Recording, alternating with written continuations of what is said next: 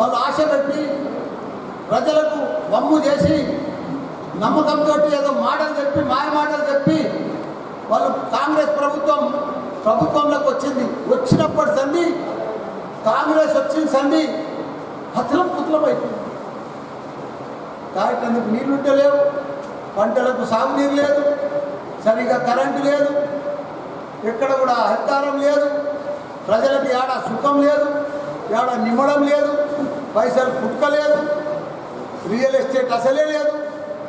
మొత్తం అంత కరోనా కంటే కూడా అధ్వానమైంది.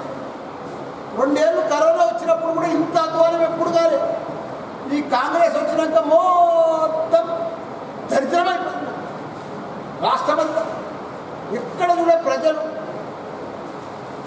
సుఖం అనేది లేనే లేదు, అసలు పైసలు లేనే లేదు. బంగారం ఒక డిమాండ్ తప్ప ఏ దానికి డిమాండే లేదు. ఎందుకంటే రియల్ ఎస్టేట్ ఇవన్నీ పడిపోతున్నాయి కాబట్టి